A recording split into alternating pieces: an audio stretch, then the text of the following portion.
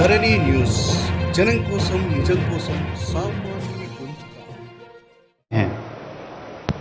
మన రాష్ట్ర ముఖ్యమంత్రి వర్యులు మన యొక్క రాష్ట్ర ప్రగతి కోరి విశేషంగా పరిశ్రమిస్తున్నటువంటి మన తెలంగాణ ముద్దుబిడ్డడు శ్రీ కె చంద్రశేఖరరావు గారికి చేశారు స్వాగతం.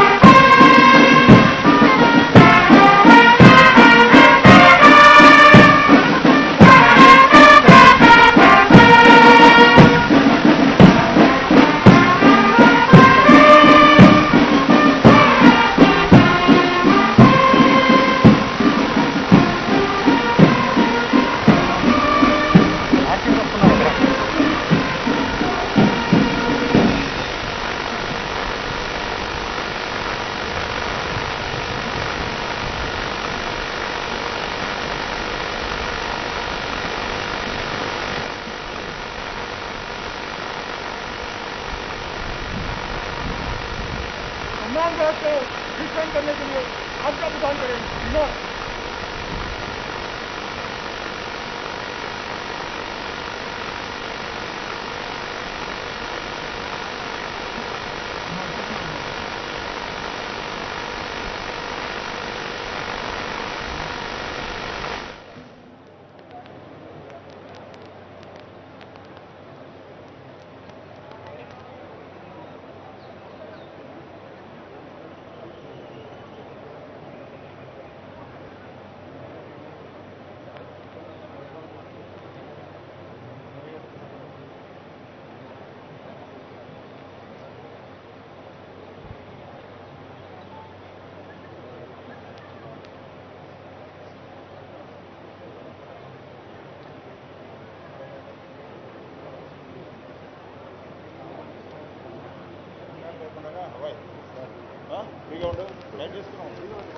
అద్భుతం, పరమాద్భుతమైనటువంటి రీతిలో మన తెలంగాణ సంస్కృతిని ప్రతిబింబించే కళారూపాల ప్రదర్శనను ప్రారంభించండి. ముఖ్యమంత్రి వర్యులు విచ్చేస్తున్నారు. అన్ని కళారూపాలు కూడాను, నగారా కావచ్చు, ఒక్కడోళ్ళు, బోనాలు, పేరిణి, బంజారా, పులివేషాలు, కొమ్ముకోయ, అన్నీ కూడాను, చిమ్ము యక్షగానం, Rajasthani, Madhuri,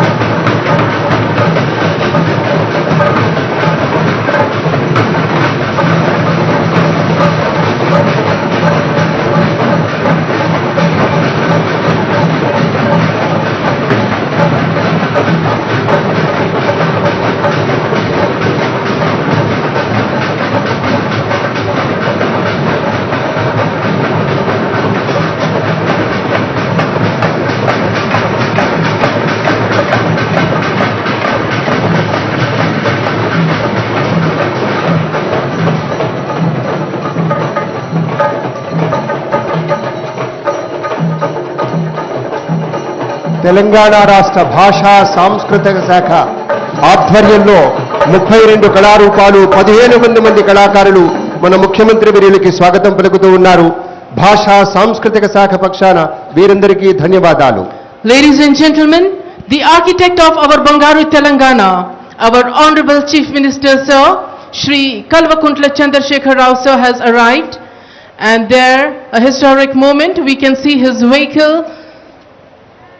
and he would be escorted to the main dais for unfurling our Tiranga. सम्मानगढ़ सावधान होगा सावधान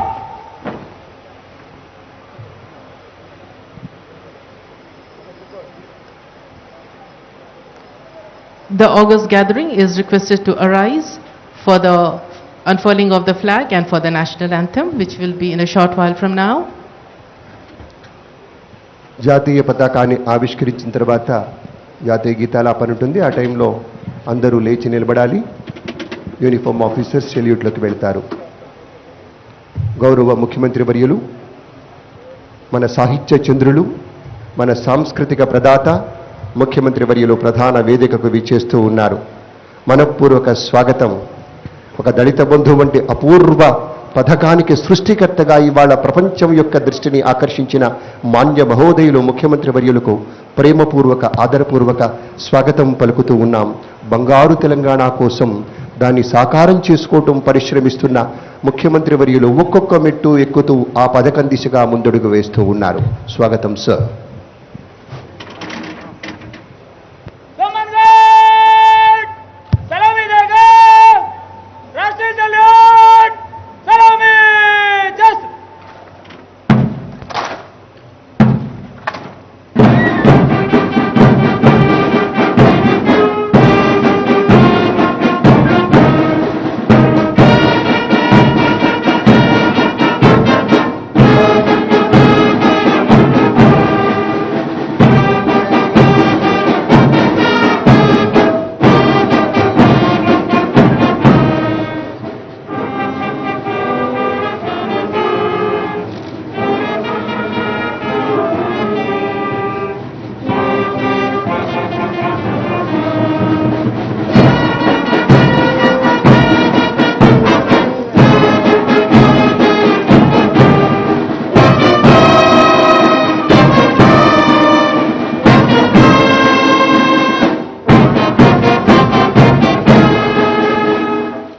सम्मानगढ़ बाजू असर करेगा बाजू जस्ट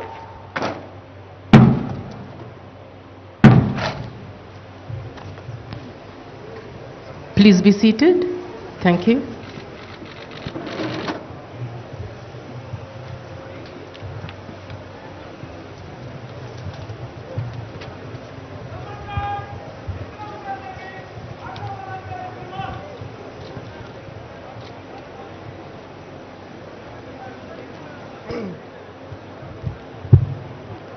సమాన్ గార్డ్ పరేడ్ కమాండర్గా వ్యవహరిస్తున్న శ్రీ వేణుగోపాల్ రెడ్డి ముఖ్యమంత్రి గారి యొక్క అనుమతి తీసుకుని తిరిగి తమ స్థానానికి చేరుకుంటున్నారు. పరేడ్ నిష్క్రమింపజేసేందుకోసం सम्मानगढ़ निकट लाइन चलेगा निकट लाइन चल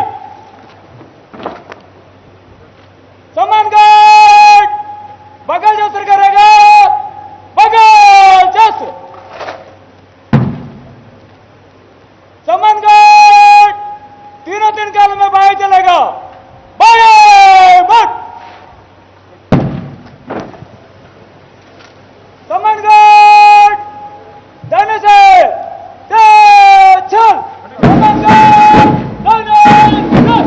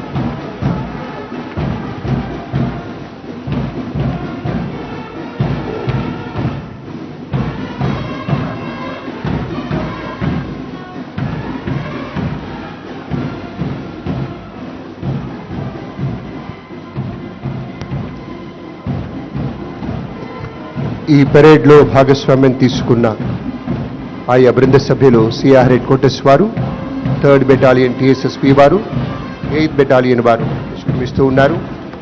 మన భారతీయ త్రివర్ణ పతాకధారులంతా భాషా సాంస్కృతిక శాఖ ఆధ్వర్యంలోని కళాకారుల బృందం ప్రధాన వేదికకు అభిముఖంగా చేరుకున్నారు. త్రివర్ణ పతాకధారుల్లా ఆయా చక్కటి వస్త్రధారణతోటి వారికి స్వాగతం.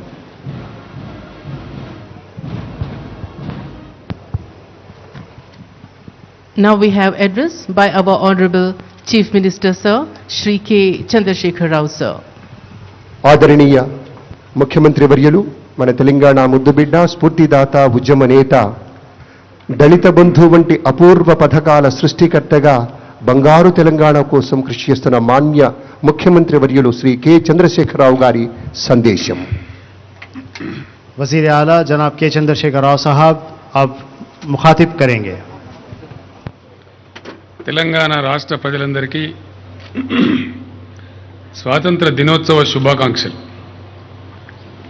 ఇది భారత స్వాతంత్ర అమృత ఉత్సవాలు జరుగుతున్న సందర్భం. జాతి చరిత్రలో ఒక విశిష్ట ఘట్టం. ఈ సందర్భంగా దేశ స్వాతంత్ర సాధన కోసం జరిగిన పోరాటంలోని ఉజ్వల ఘట్టాలను, స్వాతంత్ర సమరవీరుల మహోన్నత త్యాగాలను యావత్ భారత జాతి సగర్వంగా స్మరించుకుంటున్నది. దేశ విముక్తి కోసం తృణప్రాయంగా తమ ప్రాణాలను త్యాగం చేసిన మహనీయులందరికీ వినమ్రంగా నివాళులు అర్పిస్తున్నాను. ఈ సందర్భంగా 75 ఏళ్ల స్వతంత్ర భారతదేశ ప్రస్థానంలోని వెలుగు నీడలన్నింటినీ కూడా మనందరం వివేచించుకోవాలి. మనం సాధించింది ఏమిటి, ఇంకా సాధించాల్సింది ఏమిటన్నది ఒకసారి మదింపు చేసుకోవాలి. ఒకవైపున దేశం అనేక రంగాలలో కొంతమేరకు పురోగతిని సాధించింది. అదే సమయంలో నేటికి చాలా రాష్ట్రాలలో ప్రజలు కనీస అవసరాల కోసం కొట్టుమిట్టాడుతున్న దుస్థితి ఉంది. స్వాతంత్రం వచ్చనని సబలే చేసి సంబరపడగానే సరిపోదోయి, సాధించిన దానికే సంతృప్తిని చెంది అజే విజయం అనుకుంటే పొరపాటోయి అని మహాకవి శ్రీశ్రీ రాసిన పాటను ఇప్పటికీ మనం అన్వయించుకోవాల్సిన అవసరం ఉంది. మరింత నిబద్ధత, నిజాయితీ, సామరస్యం, సమభావం నిండిన దృక్పథంతో దేశ భవిష్యత్ నిర్మాణానికి భారత ప్రజలు పునరంకితం కావాలని నేను కోరుతున్నాను. మహాత్మా గాంధీ నాయకత్వంలో అహింసా మార్గంలో సాగిన జాతీయోద్యమమే ఆదర్శంగా తెలంగాణ రాష్ట్ర సాధన కోసం పోరాడి మనం విజయం సాధించాం. స్వరాష్ట్రం సాధించుకున్న నాటి నుండి ప్రజా సమస్యల పరిష్కారమే కేంద్రంగా, రాష్ట్ర సమగ్ర అభివృద్ధే లక్ష్యంగా ప్రణాళికాబద్ధంగా తెలంగాణ ప్రభుత్వం ముందుకు సాగుతున్నది. అన్ని రంగాల అభివృద్ధి, అన్ని వర్గాల సంక్షేమం కోసం ప్రణాళికలు రూపొందించుకొని అమలు చేస్తున్నది. రాష్ట్రాన్ని ప్రగతి పథంలో నడిపించే మార్గంలో ఎన్నో అవరోధాలు, సమస్యలు, సవాళ్లు, మరెన్నో ప్రతికూల పరిస్థితులు ఎదురైనా రాష్ట్ర ప్రజల ఆశీర్వాద బలంతో వాటన్నిటినీ అధిగమించి పురోగమించగలుగుతున్నది. ప్రతి రంగంలో తెలంగాణ రాష్ట్రం ఏర్పడే నాటికి ఉన్న పరిస్థితులకు, నేటి స్థితిగతులకు అసలు పోలికే లేదన్నది జగమెరిగిన సత్యం. అన్ని రంగాలలో గుణాత్మకమైన, గణనీయమైన అభివృద్ధిని ఆవిష్కరించుకోగలిగాం. వాస్తవం కళ్ళ ముందే కనపడుతోంది. ప్రగతి ఫలాలు ప్రజల అనుభవంలో ఉన్నాయి. విద్యుత్ సమస్య, తాగునీటి సమస్య, సాగునీటి సమస్యలను శాశ్వతంగా పరిష్కరించుకోవడమే కాదు, ఈ రంగాలలో నేడు తెలంగాణ రాష్ట్రం దేశానికే ఆదర్శంగా నిలిచింది. దీర్ఘదృష్టితో రూపొందించిన ప్రణాళికతో, పటిష్టమైన ఆర్థిక క్రమశిక్షణతో పరిపాలన సాగించడం వల్ల తెలంగాణ 7 సంవత్సరాల స్వల్ప వ్యవధిలో స్థిరమైన ఆర్థికాభివృద్ధితో సుసంపన్న రాష్ట్రంగా అవతరించింది. 2013-14 తెలంగాణ ఏర్పడిన నాడు రాష్ట్ర స్థూల ఉత్పత్తి 4,51,580 కోట్ల రూపాయలు. ఆర్థిక వ్యవస్థ ఎదుగుదలకు తీవ్ర అవరోధాలను కరోనా సృష్టించినప్పటికీ 2021 ఆర్థిక సంవత్సరంలో మన రాష్ట్ర స్థూల ఉత్పత్తి 9,80,407 కోట్ల రూపాయలుగా నమోదైంది. అదేవిధంగా రాష్ట్రం ఏర్పడిన నాడు 2013-14 ఆర్థిక సంవత్సరంలో మన రాష్ట్ర తలసరి ఆదాయం 1,12,126 రూపాయలు ఉండగా నేడు తెలంగాణ రాష్ట్ర తలసరి ఆదాయం 2,37,632 రూపాయలకు చేరుకుంది. నేడు మన దేశ తలసరి ఆదాయం 1,28,829 రూపాయలుగా నమోదైంది. దేశ తలసరి ఆదాయం కంటే తెలంగాణ రాష్ట్ర తలసరి ఆదాయం రెట్టింపు స్థాయిలో ఉండడం గమనార్హం. తెలంగాణ ప్రభుత్వం వెల్లడించిన గణాంకాల ప్రకారం దేశంలో 10కి మించి పార్లమెంటు స్థానాలున్న పెద్ద రాష్ట్రాలతో పోలిస్తే తలసరి ఆదాయంలో మన రాష్ట్రం దేశంలోనే ప్రథమ స్థానంలో నిలిచిందని చెప్పడానికి నేను గర్విస్తా ఉన్నాను. కరెంటు కష్టాలకు చరమగీతి పాడిన రాష్ట్రంగా తెలంగాణ చరిత్రకెక్కింది. టీఆర్ఎస్ ప్రభుత్వం విద్యుత్ వ్యవస్థను అంతగా బలోపేతం చేసింది. నేడు దేశంలో 24 గంటలు అన్ని రంగాలకు నిరంతరాయంగా మేలైన విద్యుత్ సరఫరా చేస్తున్నటువంటి, రైతులందరికీ ఉచితంగా విద్యుత్తును అందిస్తున్నటువంటి ఏకైక రాష్ట్రం మన తెలంగాణ రాష్ట్రం మాత్రమే. తెలంగాణ ఏర్పడిన నాడు మన రాష్ట్రం కలిగి ఉన్న స్థాపిత విద్యుత్ సామర్థ్యం 7,788 మెగావాట్స్ మాత్రమే. తెలంగాణ ప్రభుత్వం చేసిన అపూర్వ కృషి ఫలితంగా నేడు మన రాష్ట్రం కలిగి ఉన్న స్థాపిత విద్యుత్ సామర్థ్యం 16,425 మెగావాట్లకు పెరిగింది. తెలంగాణ ఏర్పడినప్పుడు ప్రభుత్వ పరిధిలో కేవలం 71 మెగావాట్ల సోలార్ విద్యుత్ మాత్రమే ఉత్పత్తి అయ్యేది. ప్రస్తుతం మన రాష్ట్రం 4,000 మెగావాట్ల సోలార్ విద్యుత్ ఉత్పత్తి సామర్థ్యం కలిగి ఉంది. సోలార్ విద్యుత్ ఉత్పత్తిలో మన తెలంగాణ దేశంలో 2వ స్థానంలో ఉందని సగర్వంగా తెలియజేస్తున్నాను. తెలంగాణ రాష్ట్ర అవతరణ జరిగిన తొలినాళ్లలో రాష్ట్ర తలసరి విద్యుత్ వినియోగం 1,356 యూనిట్లు ఉండేది. విద్యుత్ రంగంలో వచ్చిన అసాధారణ అభివృద్ధి వల్ల రాష్ట్ర తలసరి విద్యుత్ వినియోగం ప్రస్తుతం 2,012 యూనిట్లకు పెరిగింది. జాతీయ తలసరి విద్యుత్ వినియోగంతో పోలిస్తే మన రాష్ట్ర తలసరి విద్యుత్ వినియోగం 73% అధికంగా ఉంది. తలసరి విద్యుత్ వినియోగంలో దేశంలోని పెద్ద రాష్ట్రాల్లో తెలంగాణ మొట్టమొదటి స్థానంలో నిలిచిందని సవినయంగా మనవి చేస్తూ ఉన్నాను. మన నల్లగొండ జిల్లాలో 4,000 మెగావాట్ల ఉత్పత్తి సామర్థ్యంలో నిర్మాణమవుతున్న యాదాద్రి థర్మల్ పవర్ ప్లాంట్ ప్రభుత్వ రంగంలో నిర్మిస్తున్న మొట్టమొదటి అతిపెద్ద ultra mega thermal power plant. ఈ ప్లాంట్ అందుబాటులోకి రాగానే తెలంగాణ మిగులు విద్యుత్ కలిగిన రాష్ట్రంగా అవతరిస్తుందని తెలియజేసేందుకు నాకు చాలా సంతోషంగా ఉంది. మిషన్ భగీరథ పథకంతో ఇంటింటికి నల్లాల ద్వారా స్వచ్ఛమైన తాగునీరు అందిస్తున్న ఒకే ఒక రాష్ట్రం మన తెలంగాణ రాష్ట్రం. ఇట్లా చెప్పుకుంటూ పోతే అనేక రంగాలలో అనేక విషయాలలో మన రాష్ట్రం దేశంలోని ఇతర రాష్ట్రాల కంటే మిన్నగా నిలిచింది. వివిధ రాష్ట్రాల వారు మన విధానాలను అనుసరించి ఆచరించడానికి మన వద్దకు వస్తున్నారు. మన పథకాలను మన కార్యక్రమాలను అధ్యయనం చేస్తున్నారు. అనతి కాలంలోనే నూతన రాష్ట్రం దేశంలోని ఇతర రాష్ట్రాలకు ఆదర్శ రాష్ట్రంగా మారిన అద్భుతాన్ని టీఆర్ఎస్ ప్రభుత్వం ఆవిష్కరించింది. ఉమ్మడి రాష్ట్రంలో వ్యవసాయ రంగం కుప్పకూలిపోయింది.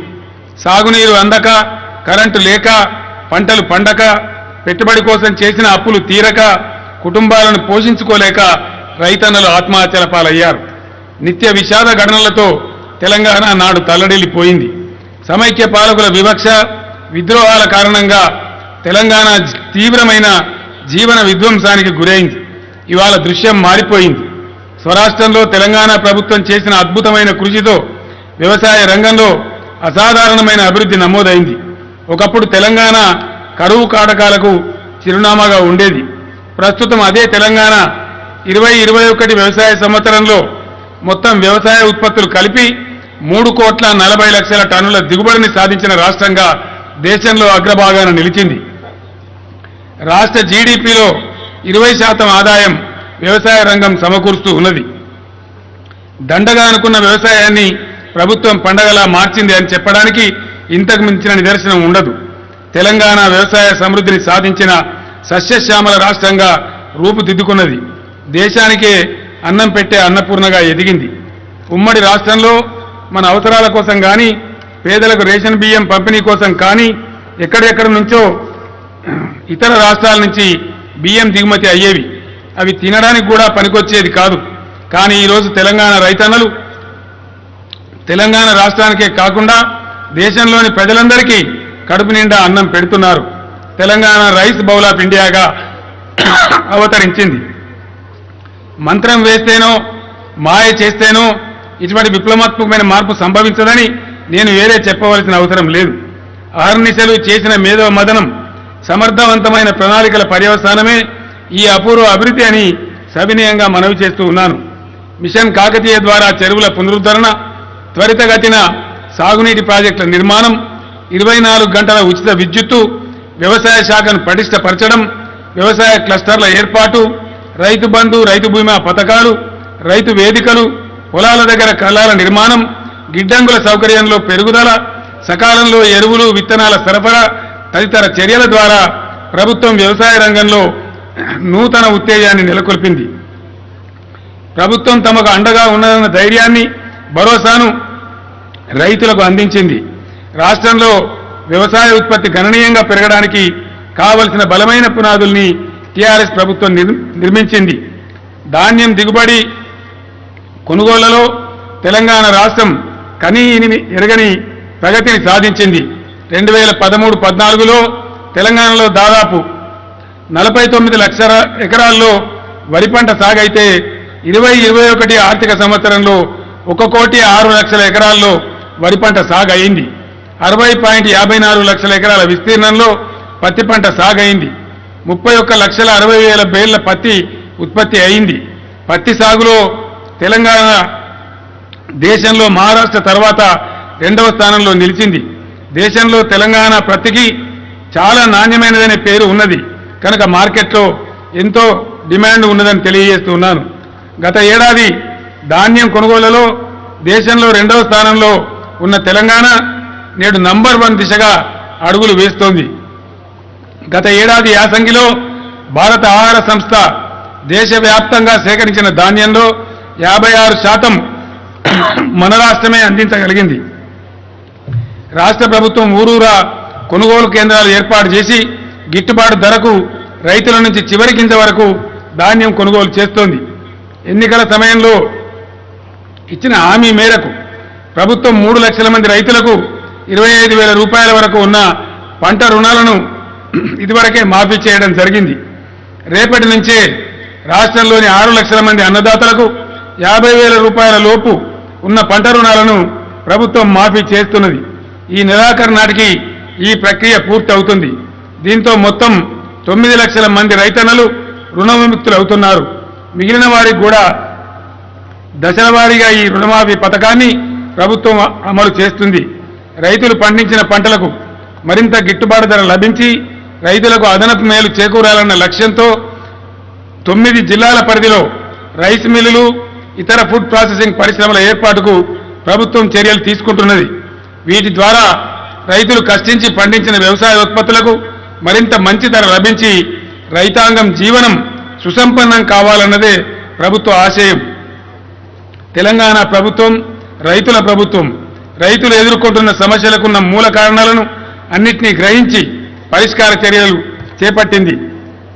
తరతరాల బడి అనేక భూ వివాదాలకు దారితీస్తున్న పరిస్థితులను మార్చడానికి నూతన భూ పరిపాలనా విధానాన్ని ప్రవేశపెట్టింది.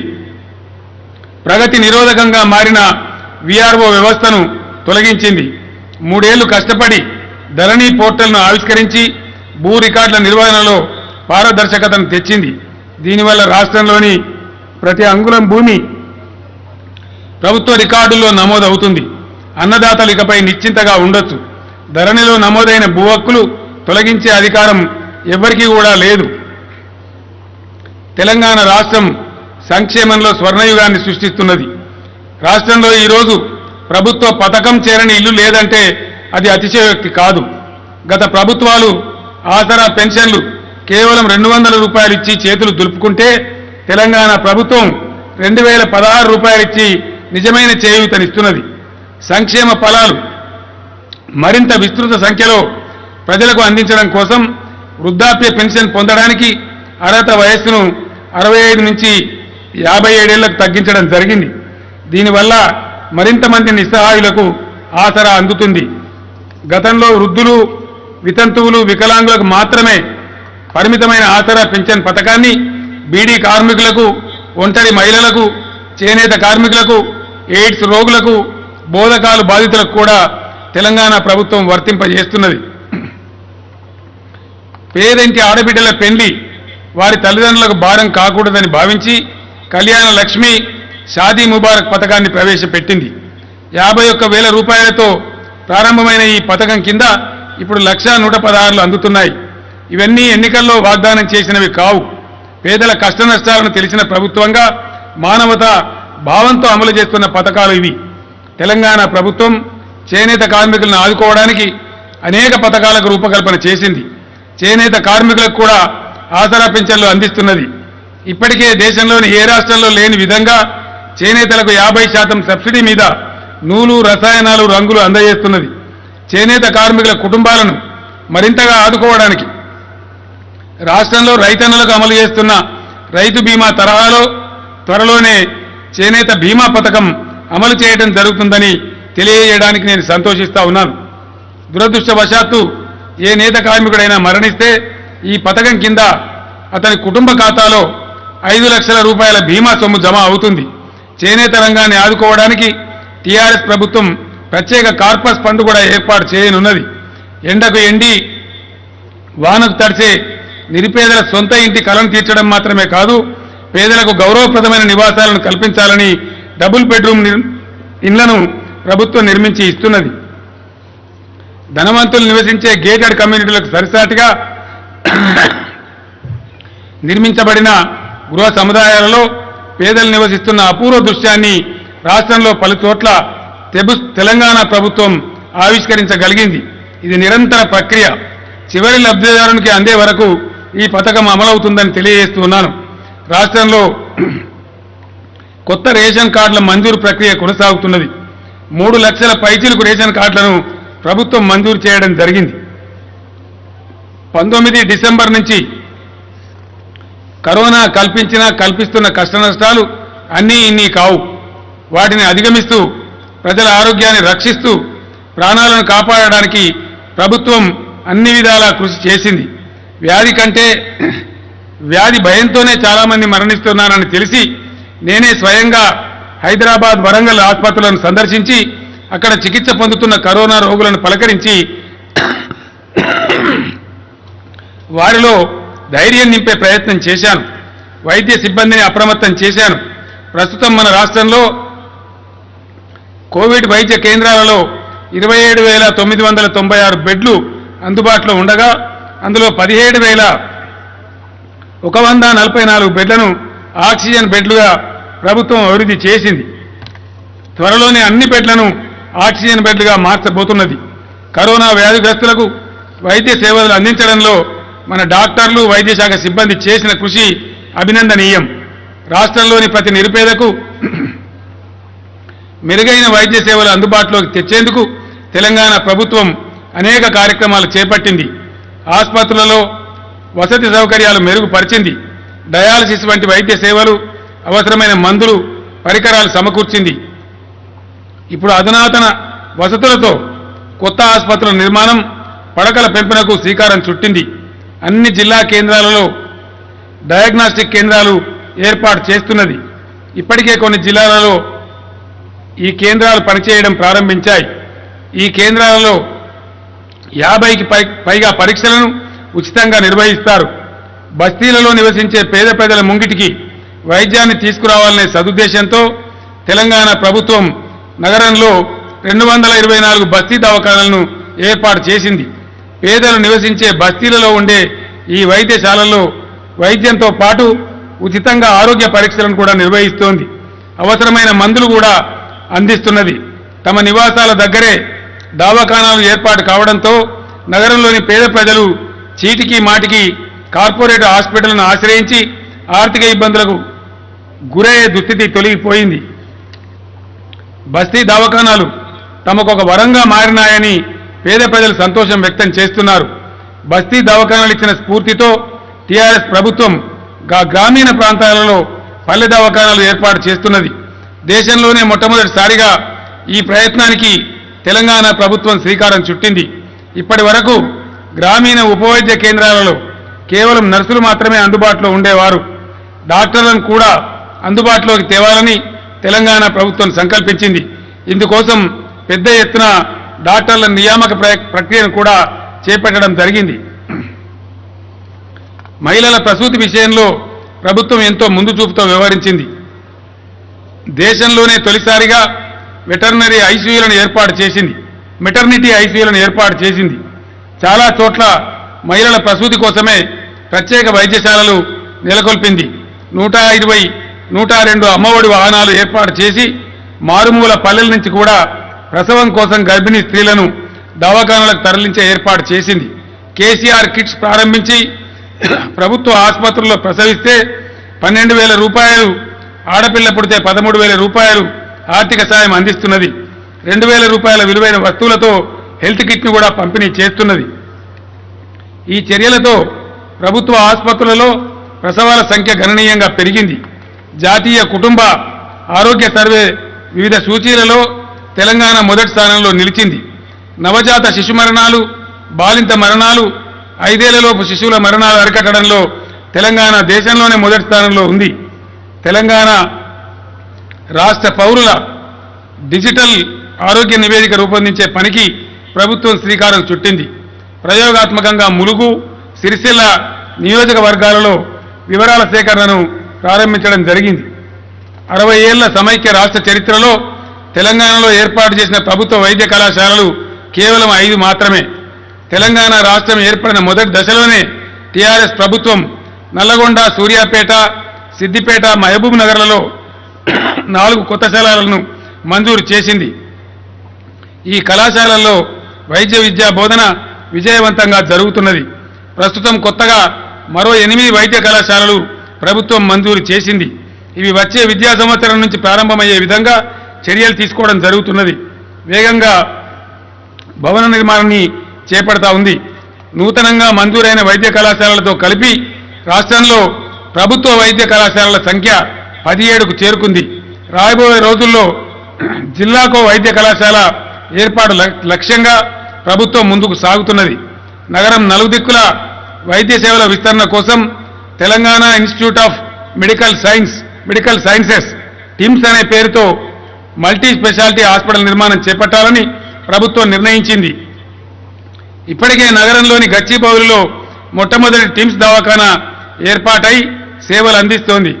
ఎల్బీ నగర్, అల్వాల్, సనత్ నగర్లలో మరో 3 టిమ్స్ మల్టీ స్పెషాలిటీ హాస్పిటళ్లను ఏర్పాటు చేయడానికి చర్యలు ప్రారంభించింది. ఇందుకోసం భూసేకరణ పనులు పూర్తి అయ్యాయి. సింగరేణి ప్రాంతంలోని రామగుండంలో 1, పటాన్చెరు పారిశ్రమ వాడలో 1 మల్టీ స్పెషాలిటీ హాస్పిటల్ను ప్రభుత్వం నిర్మించనున్నది. త్వరలో ఈ హాస్పిటల్ నిర్మాణ పనులకు ప్రభుత్వం శంకుస్థాపన చేయబోతూ ఉన్నది. వరంగల్ నగరంలో అధునాతనమైన వసతులతో సూపర్ స్పెషాలిటీ హాస్పిటల్ నిర్మాణానికి ఇప్పటికే చర్యలు ప్రారంభించడం జరిగింది. ఇటీవల నా చేతుల మీదుగానే దీనికి శంకుస్థాపన కూడా జరిగింది. అన్ని రకాల సూపర్ స్పెషాలిటీ వైద్య సేవలు ఒకరి గొడుగు కింద అందుబాటులోకి వస్తాయి. పరిపాలనలో అనవసర జాప్యాన్ని తొలగించి పరిపాలనను ప్రజలకు చేరువ చేయాలనే సత్సంకల్పంతో ప్రభుత్వం పరిపాలనా సంస్కరణలను చేపట్టింది. అభివృద్ధి సంక్షేమ కార్యక్రమాలు సమర్థవంతంగా అమలు కావడం కోసం జిల్లాల పునర్విభజన చేపట్టింది. గతంలో జిల్లా కేంద్రాలు చాలా దూరంగా ఉండటం వల్ల ప్రజలు అనేక అవస్థలు అనుభవించారు. ప్రజల ఆకాంక్షలు, విజ్ఞప్తుల మేరకు తెలంగాణ ప్రభుత్వం రాష్ట్రాన్ని 33 జిల్లాలుగా పునర్వ్యవస్థీకరించింది. రెవెన్యూ డివిజన్లు 43 నుండి 74కు పెంచింది. మండలాలు 459 నుంచి 594కు పెంచడం జరిగింది. మున్సిపాలిటీల సంఖ్యను 68 నుంచి 129కి పెంచడం జరిగింది. కొత్తగా 7 మున్సిపల్ కార్పొరేషన్లు ఏర్పాటు చేయడం జరిగింది. ప్రస్తుతం రాష్ట్రంలోని మున్సిపల్ కార్పొరేషన్ల సంఖ్య 13కు పెరిగిందని తెలియజేస్తున్నాను. గిరిజన తండాలు, ఆదివాసీ గూడాలు, మారుమూల తండాలను ప్రత్యేక గ్రామ పంచాయతీలుగా మార్చడం జరిగింది. గతంలో 8,690 గ్రామ పంచాయతీలుంటే ప్రస్తుతం వాటి సంఖ్యను 12,769కి పెంచడం జరిగింది. పరిపాలనా విభాగాల పునర్వ్యవస్థీకరణ ఫలితంగా ప్రభుత్వ వ్యవస్థలు ప్రజలకు అతి సమీపంలోకి వచ్చాయి. చిన్న పరిపాలనా విభాగాల వల్ల అధికారులకు పాలనలో సౌలభ్యం పెరిగింది. వారి పనితీరు ఎంతో మెరుగుపడింది. గతంలో రాష్ట్రంలో 2 పోలీస్ కమిషనరేట్లు ఉండగా తెలంగాణ ప్రభుత్వం కొత్తగా 7 పోలీస్ కమిషనరేట్లను ఏర్పాటు చేసింది. ప్రస్తుతం రాష్ట్రంలో మొత్తం 9 పోలీస్ కమిషనరేట్లు శాంతి భద్రతలను సమర్థవంతంగా పర్యవేక్షిస్తూ ఉన్నాయి. ప్రభుత్వం 25 జిల్లాల్లో అధునాతన హంగులతో విశాలమైన సమీకృత కలెక్టరేట్ భవనాల నిర్మాణాన్ని చేపట్టింది. వీటిలో 4 భవనాలు ప్రారంభమయ్యాయి. 12 భవనాల నిర్మాణం పూర్తయిపోయింది. మిగతా భవనాల నిర్మాణ పనులు దాదాపు పూర్తి కావస్తూ ఉన్నాయి. నూతన పోలీస్ కమిషనరేట్ల భవనాల నిర్మాణ పనులు కూడా దాదాపు పూర్తి కావచ్చాయి. తెలంగాణ ప్రభుత్వం ప్రవేశపెట్టిన పల్లె ప్రగతి, పట్టణ ప్రగతి ప్రణాళికలు అద్భుతమైన ఫలితాలను సాధించాయి. ఈ కార్యక్రమాల ద్వారా ప్రభుత్వం గ్రామాలలో, పట్టణాలలో కనీస మౌలిక సదుపాయాల కల్పన చేసింది. అపరిశుభ్రత అనాగరికతకు సంకేతం. పరిశుభ్రతలోనే పరమాత్ముడు కొలువై ఉంటాడు అని మహాత్మా గాంధీ పేర్కొన్నారు.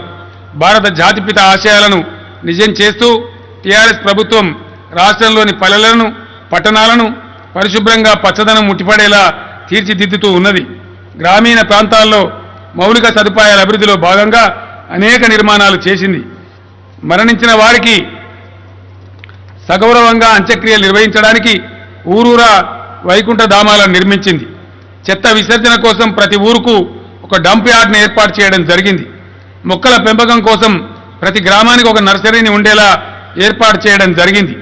గతంలో రాష్ట్రంలో గ్రామ పంచాయతీల వద్ద పారిశుధ్య నిర్వహణ కోసం మొత్తం కలిపి కేవలం 84 ట్రాక్టర్లు మాత్రమే అందుబాటులో ఉండేవి. నేడు తెలంగాణ ప్రభుత్వం 12,769 ట్రాక్టర్లను సమకూర్చడం జరిగింది. ఈరోజు ప్రతి గ్రామ పంచాయతీ ట్రాక్టర్, ట్రాలీ, నీటి ట్యాంకర్లను కలిగి ఉందని నేను సగర్వంగా తెలియజేస్తూ ఉన్నాను.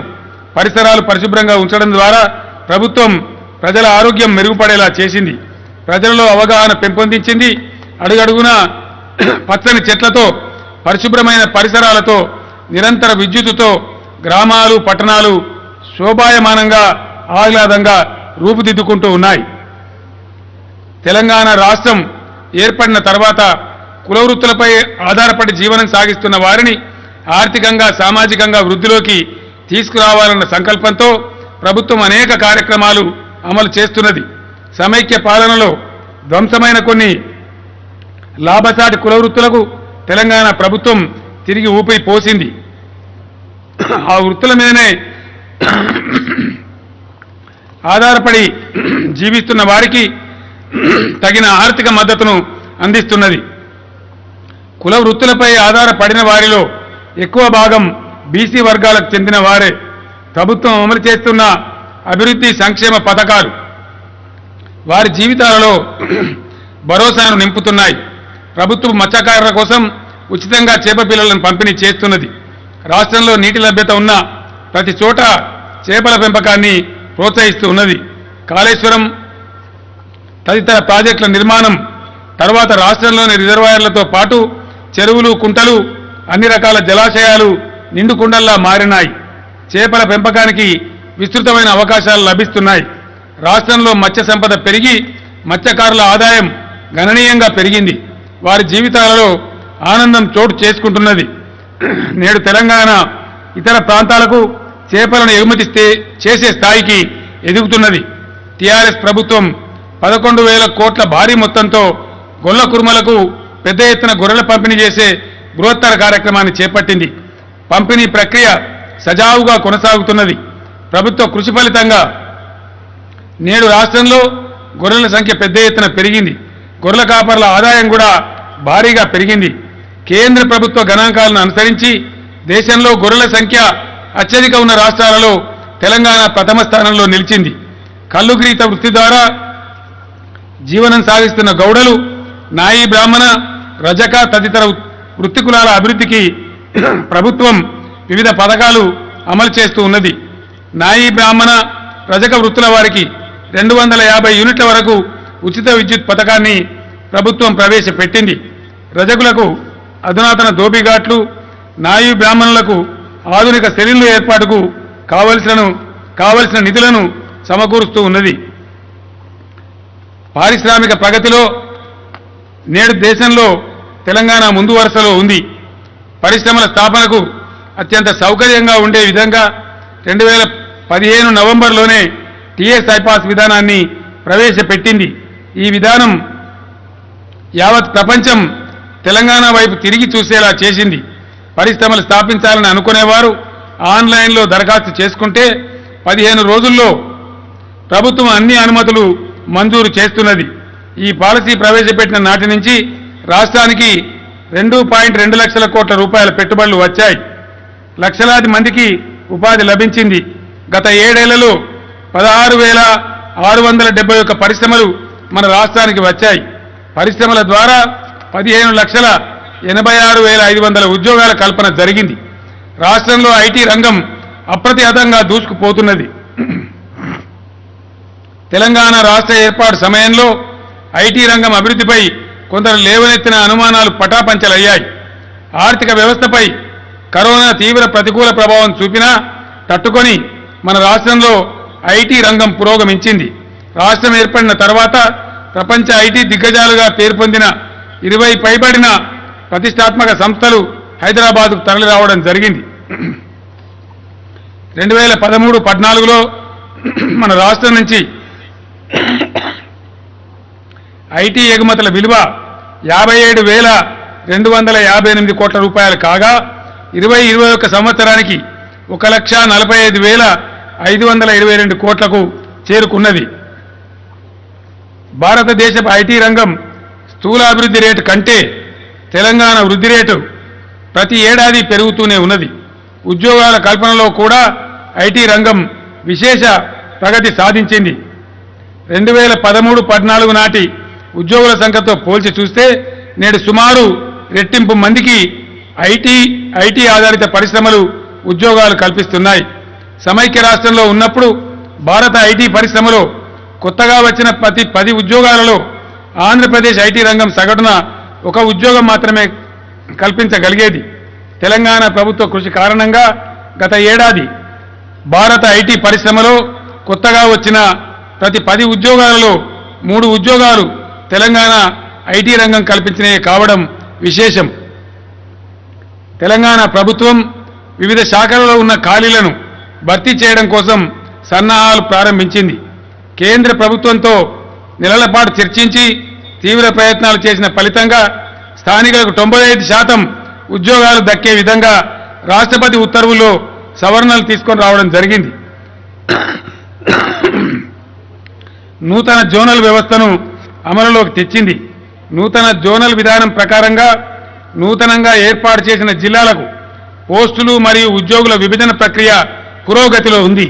ఈ ప్రక్రియ పూర్తయిన తదనంతరం ఖాళీల భర్తీ ప్రక్రియను ప్రభుత్వం ప్రారంభిస్తుందని తెలియజేస్తూ ఉన్నాను. తెలంగాణకు హరితహారం కార్యక్రమం ఫలితంగా రాష్ట్రంలో పచ్చదనం 4% పైగా పెరిగింది. ట్రీ సిటీగా హైదరాబాద్కు ప్రపంచ స్థాయి గుర్తింపు వచ్చింది. ప్రపంచంలోని 63 దేశాలలో భారతదేశం నుంచి ఈ ఘనమైన గౌరవాన్ని దక్కించుకున్న ఏకైక నగరం మన హైదరాబాద్ కావడం విశేషం. ఈ ఘనత ఆషామాషిగా రాలేదు.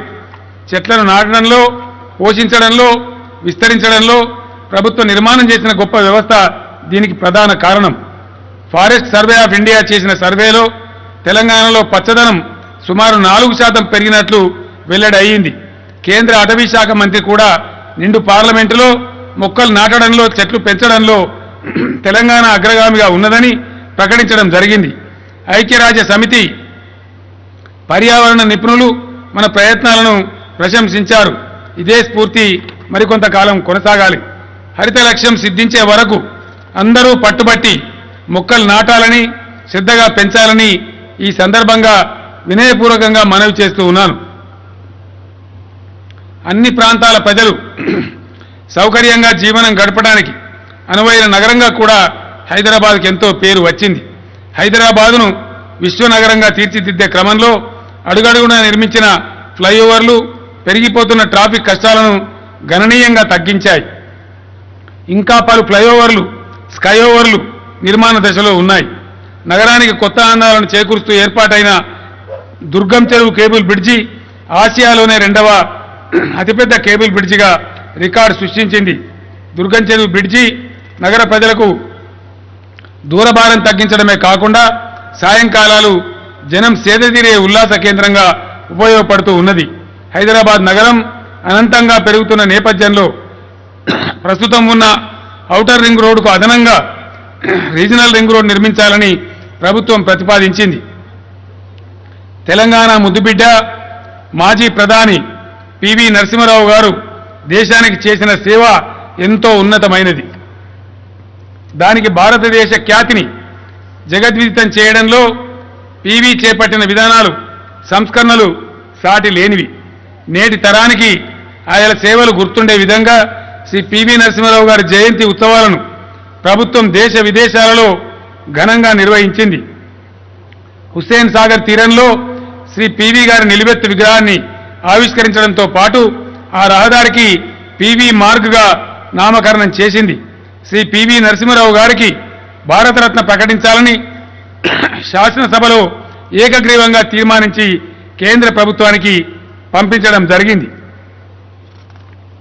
కాకతీయ కళావైభవానికి ప్రతీకగా నిలిచిన మన రామప్ప దేవాలయానికి ప్రపంచ వారసత్వ కట్టడంగా యునెస్కో గుర్తింపు రావడం మనందరికీ గర్వకారణం. ఈ గుర్తింపు వెనుక ప్రభుత్వం చేసిన నిరంతర కృషి ఉంది. ఈ కృషిలో పాలుపంచుకున్న ప్రజాప్రతినిధులు, అధికారులందరికీ మరోసారి అభినందనలు తెలియజేస్తూ ఉన్నాను.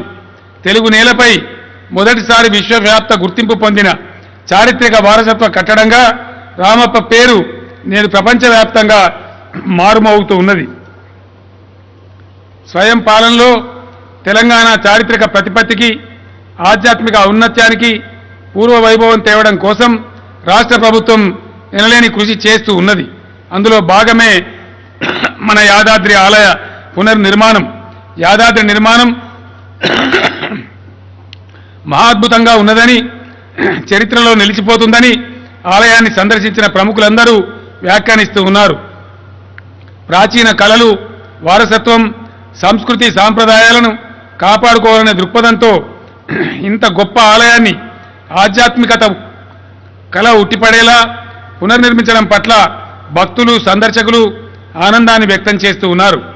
యాదాద్రి ఆలయ పునర్నిర్మాణం సాధ్యమైనంత త్వరగా పూర్తి చేయడానికి ప్రభుత్వం కృషి చేస్తూ ఉన్నది. మన దేశంలో కన్యాకుమారి నుంచి కాశ్మీర్ వరకు ఎక్కడ చూసినా దళిత ప్రజలు దుర్భర పేదరికంలో మగ్గుతున్నారనేది నగ్న సత్యం. దీనికి మన రాష్ట్రం కూడా అతీతం కాదు. దళిత జాతిని దారిద్ర్యం ఒక్కటే కాదు, ఆ వర్గంపై ఉన్న సామాజిక వివక్ష కూడా తరతరాలుగా బాధిస్తూ ఉన్నది, వేధిస్తూ ఉన్నది. స్వాతంత్రం వచ్చి 75 సంవత్సరాలు గడిచినా దళితుల జీవితాల్లో ఇంకా చీకటి అలుముకునే ఉందనే కఠోర వాస్తవాన్ని మనమందరం కూడా అంగీకరించి తీరాలి. దేహంలో కొంత భాగాన్ని ఖండించితే ఆ దేహం కుప్ప కూలుతుంది. అదేవిధంగా దేశంలో ఒక పెద్ద ప్రజా సమూహాన్ని అణిచివేస్తే ఆ దేశం కూడా కుప్పకూలుతుందనే నిజాన్ని మనమందరము గ్రహించాలి. ప్రజాస్వామ్యం అంటే సమానత్వమే. వీలైనంత తొందరగా దేశంలో ఆర్థిక, సామాజిక అసమానతలను రూపుమాపాలి. దళితుల అభివృద్ధికి అందుకు మొదటి సోపానం కావాలి అని అన్నటువంటి భారత రాజ్యాంగ నిర్మాత డాక్టర్ బాబాసాహెబ్ అంబేద్కర్ మాటల్లోని గంభీరతను దేశ పరిపాలనా వ్యవస్థలన్నీ ఇప్పటికైనా గ్రహించాలి. తెలంగాణ ఏర్పడిన నాటి నుండి అణగారిన కులాల వికాసం దిశగా ప్రభుత్వం బలమైన అడుగులు వేసింది. దళితులలో విద్యా వికాసం చోటు చేసుకోవాలనే సంకల్పంతో తెలంగాణ ప్రభుత్వం పెద్ద ఎత్తున రెసిడెన్షియల్ స్కూళ్లను స్థాపించింది. 2014 తెలంగాణ ఏర్పడే నాటికి దళిత విద్యార్థుల కోసం ఏర్పాటైన రెసిడెన్షియల్ స్కూళ్ల సంఖ్య 134 మాత్రమే. టీఆర్ఎస్ ప్రభుత్వం అధికారంలోకి వచ్చిన ఈ 7 సంవత్సరాల్లో కొత్తగా మరో 104 స్కూళ్లు ఏర్పాటు చేసింది. ఈరోజు రాష్ట్రంలో దళిత విద్యార్థుల కోసమే ఏర్పాటైన రెసిడెన్షియల్ స్కూళ్ల సంఖ్య 238కి పెరిగింది. ఈ 7 ఏళ్లలో ఎస్సీ మహిళల కోసం 30 డిగ్రీ కళాశాలల్ని ప్రభుత్వం ప్రత్యేకంగా ఏర్పాటు చేసింది. ఒక ఆర్థిక సంవత్సరంలో ఎస్సీ ప్రగతి నిధి కింద కేటాయించిన నిధులు పూర్తిగా ఖర్చు కాకపోతే మిగిలిన నిధులు వచ్చే ఆర్థిక సంవత్సరానికి బదలాయించే విధంగా టీఆర్ఎస్ ప్రభుత్వం తెచ్చిన చట్టం, ఆ విధానం దేశానికే ఆదర్శంగా నిలిచింది.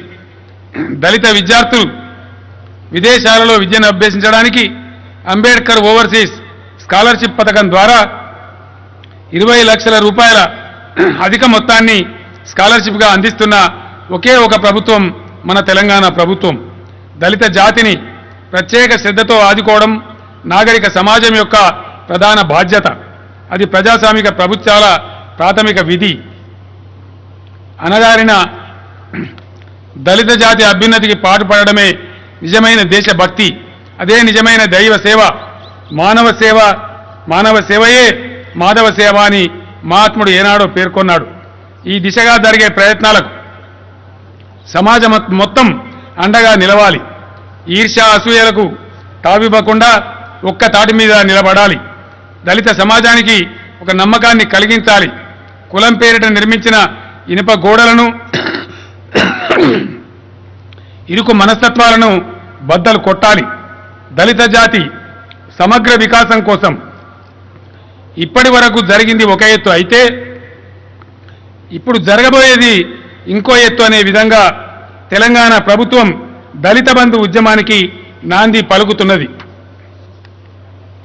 అనగారిన దళిత జనం ఒక్క ఉదుటున లేచి నిలబడి స్వశక్తితో స్వావలంబనతో జీవించాలనే మహాసంకల్పానికి ఆచరణ రూపమే తెలంగాణ దళిత బంధు ఉద్యమం అని రాష్ట్ర ప్రజానీకానికి సవినయంగా మనవి చేస్తూ ఉన్నాను. దళితులను ఆర్థికంగా బలోపేతం చేసి తద్వారా సామాజిక వివక్ష నుంచి వారికి విముక్తి కలిగించడమే లక్ష్యంగా పెట్టుకొని స్వయంగా నేనే దళిత బంధు పథకానికి రూపకల్పన చేశాను. మహాత్మా జ్యోతిరావు పూలే, భారతరత్న డాక్టర్ బిఆర్ అంబేద్కర్ మహాశైల ఆలోచనల వెలుగులో రూపొందిన దళిత బంధు దళితుల జీవితాల్లో నూతన క్రాంతిని సాధిస్తుందనే సంపూర్ణ విశ్వాసాన్ని ఈ సందర్భంగా నేను ప్రకటిస్తూ ఉన్నాను. ఈ సంవత్సరం బడ్జెట్లోనే ప్రభుత్వం దళిత బంధు అమలు కోసం నిధులు మంజూరు చేసింది. రేపటి నుంచి ఈ పథకాన్ని మన రాష్ట్రంలోని హుజూరాబాద్ నియోజకవర్గంలో పైలట్ ప్రాజెక్ట్ కింద సంపూర్ణంగా అమలు చేస్తుంది. రాష్ట్రంలోని మిగతా నియోజకవర్గాలలో పాక్షికంగా అమలు చేస్తుంది. గత ప్రభుత్వాలు దళితులకు అందించిన చిన్న చిన్న రుణాలు, సబ్సిడీలు వంటి అరకొర సహాయాలతో వారిలోని ఆర్తి తీరలేదు. వారి పరిస్థితిలో గణనీయమైన మార్పు రాలేదు. అందుకే దళిత బంధు కింద యూనిట్ పెట్టుకోవడానికి కుటుంబానికి 10 లక్షల రూపాయల ఆర్థిక ప్రేరణ ఇవ్వాలని ప్రభుత్వం నిర్ణయించడం జరిగింది. దళిత బంధు ఆర్థిక సహాయాన్ని లబ్ధిదారుని పేరున ఉన్న ఖాతాలోకి ప్రభుత్వం నేరుగా జమ చేయడం జరుగుతుంది. బ్యాంకులతో సంబంధం లేకుండా, తిరిగి చెల్లించే భారం లేకుండా 10 లక్షల రూపాయలను పూర్తి గ్రాంట్ రూపంలో అందజేస్తుంది. దీంతో లబ్ధిదారుడికి వాయిదాలు చెల్లించాలనే ఆందోళన ఉండదు. ప్రశాంతంగా తన జీవనోపాధిని కొనసాగించుకోగలుగుతాడు. ప్రభుత్వం అందించిన పెట్టుబడి సొమ్ముతో ఉపాధి వ్యాపార మార్గాన్ని ఎంచుకునే పూర్తి స్వేచ్ఛ లబ్ధిదారునికే ఉంటుంది. తనకు ఏ రంగంలోనైతే అనుకూలత ఉందో, అనుభవం ప్రావీణ్యం ఉందని లబ్ధిదారుడు భావిస్తాడో ఆ రంగంలోనే తన జీవనోపాధిని ఎంచుకోవడానికి ప్రభుత్వం సహకరిస్తుంది. లబ్ధిదారులు ఎవరైనా తమకు తాము ఉపాధిని ఎంచుకోవడంలో అస్పష్టతకు లోనైతే, ప్రభుత్వం యొక్క సూచనలు కోరితే ప్రభుత్వం స్పందించి వారికి తగిన విధంగా మార్గదర్శనం చేస్తుంది. కొందరు లబ్ధిదారులు ఒక సమూహంగా ఏర్పడి పెట్టుబడిని పెంచుకొని పెద్ద యూనిట్ని పెట్టుకునే అవకాశాన్ని కూడా ప్రభుత్వం కల్పిస్తుంది. ప్రభుత్వం కేవలం ఆర్థిక ప్రేరణ ఇవ్వటం వరకే పరిమితం కాదు. దళితులను వివిధ వ్యాపార రంగాలలో ప్రోత్సహించడానికి వారికి ప్రత్యేక రిజర్వేషన్లను ప్రభుత్వం అమల్లోకి తేనున్నది.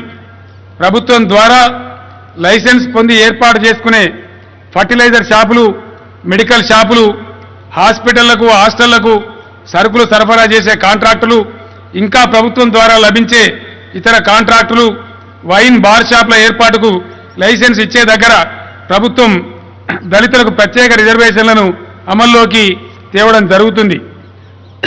దళిత బంధు ద్వారా లబ్ధి పొందిన కుటుంబం కాలక్రమంలో ఏదైనా ఆపదకు గురైతే ఆ కుటుంబం పరిస్థితి మళ్ళా తలకిందులైపోయే ప్రమాదం ఉంటుంది. అందుకని ఆపద సమయంలో దళిత బంధు పథకం ఆ దళిత కుటుంబాన్ని ఒక రక్షక కవచంగా కాపాడాలని ప్రభుత్వం యోచించింది. ఇందుకోసం దేశంలోనే ప్రప్రథమంగా దళిత రక్షణ నిధిని ఏర్పాటు చేసింది. ప్రతి లబ్ధిదారుడికి ప్రభుత్వం ఇచ్చే 10 లక్షల రూపాయలలో 10,000 రూపాయలు లబ్ధిదారుని వాటా కింద జమ చేసి దానికి మరో 10,000 రూపాయలు ప్రభుత్వం కలిపి దళిత రక్షణ నిధిని నిల్వ చేస్తుంది. ఎవరికి ఏ ఆపద వచ్చినా దళిత రక్షణ నిధి నుండి వారికి ఆర్థిక మద్దతు ఇచ్చే విధంగా ప్రభుత్వం ఏర్పాటు చేస్తుంది. గ్రామ, మండల, నియోజకవర్గ, జిల్లా, రాష్ట్ర స్థాయిల్లో దళిత బంధు సమితులను ప్రభుత్వం ఏర్పాటు చేస్తుంది. ఈ సమితుల నేతృత్వంలో ఈ నిధిని నిర్వహించడం జరుగుతుంది. దళిత బంధు అమలు, దళిత రక్షక నిధి పర్యవేక్షణలో జిల్లా కలెక్టర్లు కీలకమైన భూమిక పోషిస్తారు. గతంలో ప్రభుత్వాలు దళితులకు ఏదైనా సహాయం అందించిన తర్వాత దాని ఫలితానికి సంబంధించిన పర్యవేక్షణ సరిగ్గా ఉండేది కాదు. దళిత బంధు ద్వారా లబ్ధిదారులు పొందుతున్న ఫలితాలను పర్యవేక్షించడం కోసం తెలంగాణ ప్రభుత్వం ప్రత్యేకమైన పటిష్టానమైన విధానం రూపొందించడం జరిగింది. దళిత బంధు ద్వారా లబ్ధి పొందిన లబ్ధిదారులకు ప్రభుత్వం ఒక గుర్తింపు కార్డు ఇస్తుంది. అందులో ప్రత్యేక చిప్ను అమర్చి ఆ చిప్ సహాయంతో ఫలితాలను నిరంతరం పర్యవేక్షిస్తుంది. దళిత బంధు పథకం లబ్ధిదారులకు ప్రభుత్వం అందించే ఇతర పథకాలు అన్నీ ఎప్పట్లాగానే అందుతాయి. రేషన్ కార్డు ద్వారా ఇచ్చే బియ్యం కానీ, పెన్షన్లు కానీ, ఇతర సౌకర్యాలు కానీ అన్నీ దళిత బంధు లబ్ధిదారులకు ప్రభుత్వం యథాతథంగా కొనసాగిస్తుంది.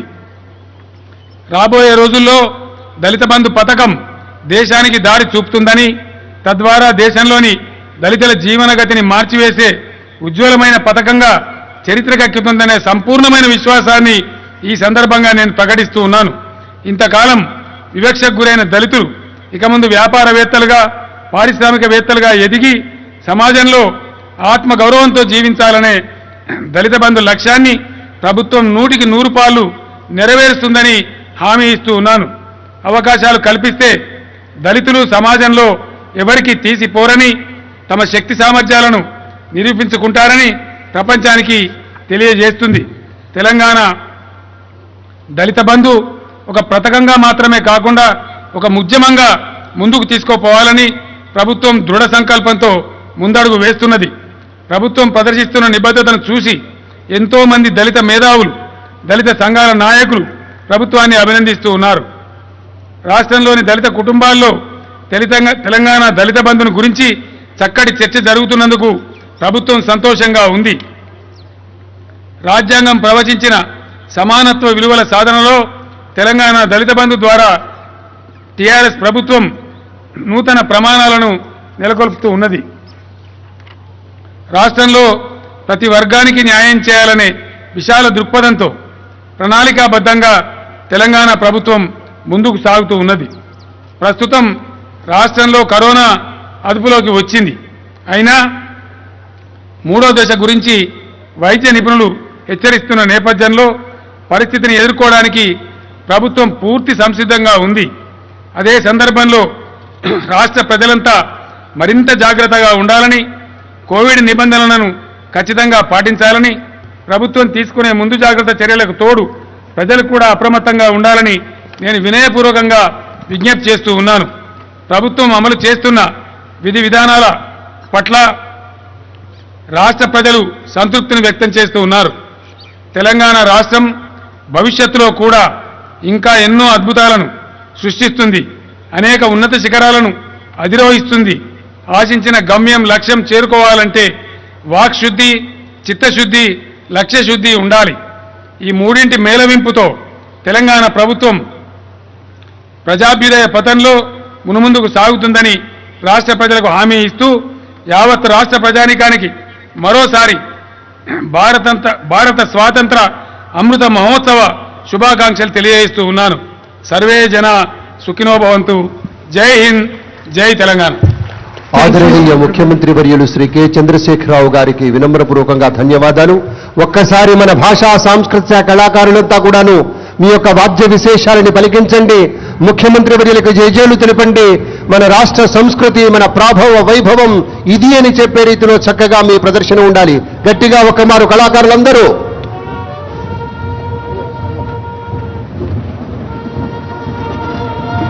మొత్తం 32 కళారూపాలు, 1500 మంది కళాకారులు, భాషా సాంస్కృతిక శాఖ నేతృత్వంలో ఈ యొక్క ప్రదర్శన మన రాష్ట్ర సాంస్కృతిక వైభవ పురోగతికి దర్పణం.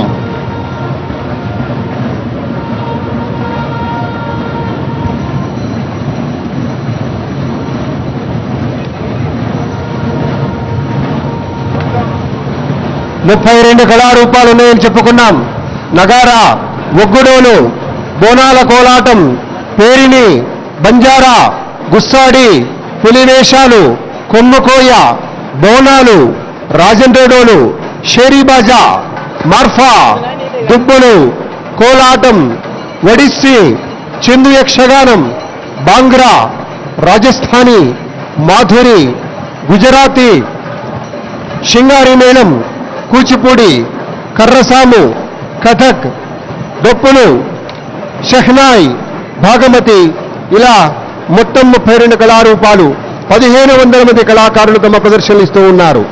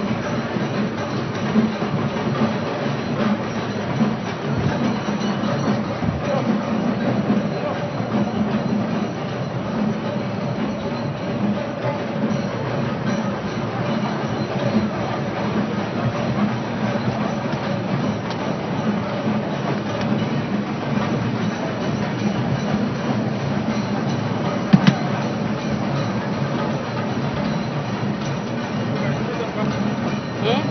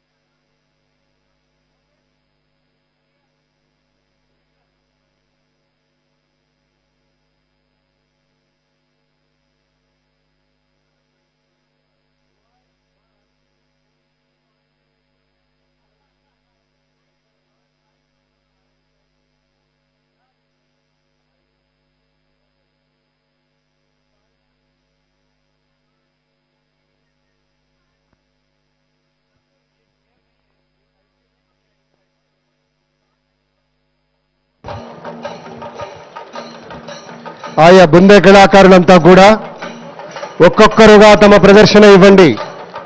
ఒక వరుస క్రమంలో ఒక్కొక్కరు 2 నిమిషాల పాటు చక్కగా ప్రదర్శన ఇవ్వండి. ఇప్పుడు మనం శృంగారి మేళం చూస్తూ ఉన్నాం.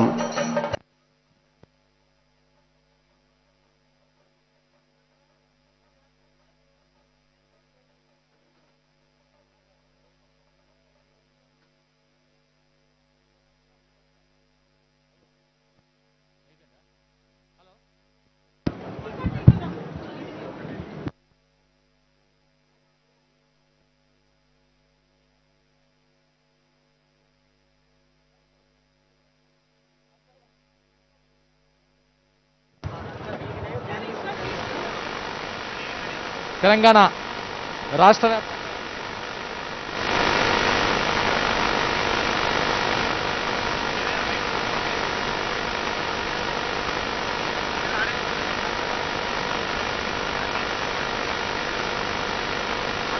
గుస్తాడి కళాకారులు నిశ్శబ్దంగా ఉండాలి. పేరుని కళాకారులు నిశ్శబ్దంగా ఉండాలి. మిగతా కళాకారులంతా నిశ్శబ్దంగా ఉండండి.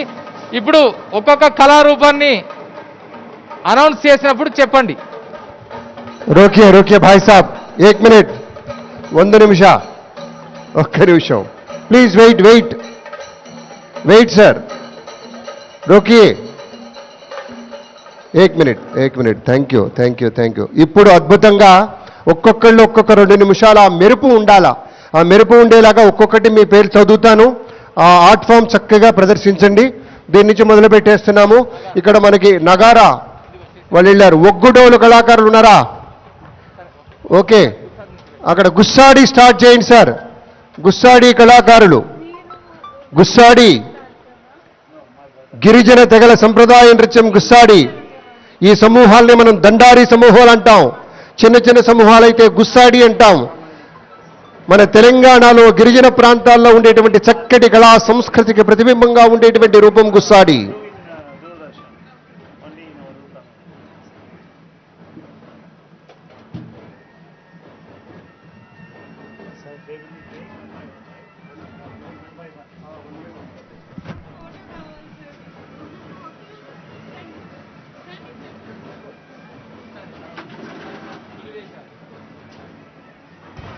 Okay sir, thank you. తర్వాత పులివేషాల కళాకారులు.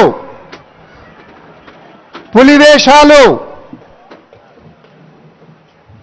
మనకి ఉత్సవాల సందర్భంలో, పండుగలు, దసరా పండుగ వచ్చిందంటే పులివేషాల కళాకారులు ఒక అద్భుతమైనటువంటి ఆకర్షణగా నిలుస్తారు. వారి యొక్క ప్రదర్శన చూడవచ్చు మనమంతా.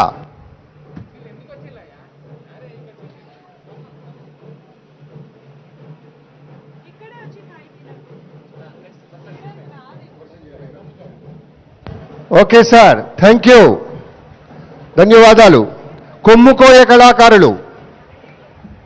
కొమ్ముకోయ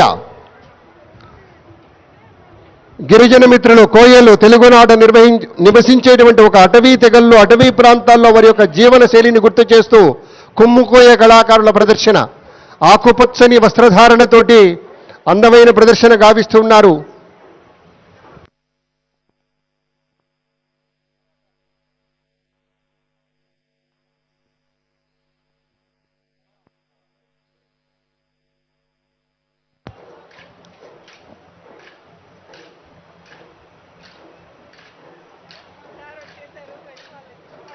ఓకే, ధన్యవాదాలు. ఆ చివర మొన్ననే ఆషాఢం వెళ్ళిపోయి శ్రావణంలో ఉన్నాం. కానీ ఆషాఢ మాసంలో మన బోనాలు అనేది యావత్ తెలంగాణ రాష్ట్రానికి ఒక పండగ వాతావరణం. బోనాలు కళాకారులు.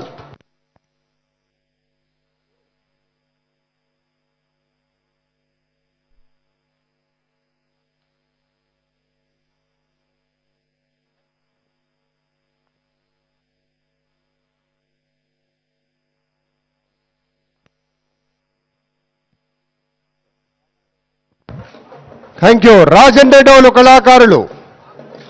ఎస్ సార్, రాజన్న డోలు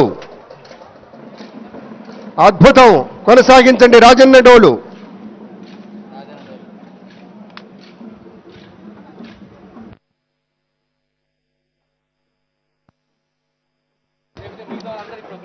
రైట్. ఒక్కసారి మిత్రులారా ఒక్క నిమిషం.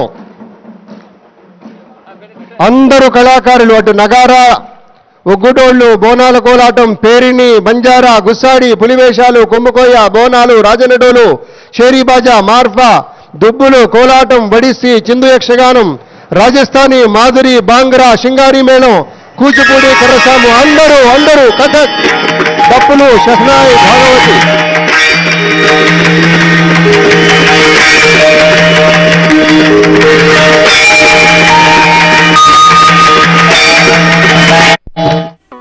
Thanks for watching this video. Please like, share and subscribe to Dharani TV.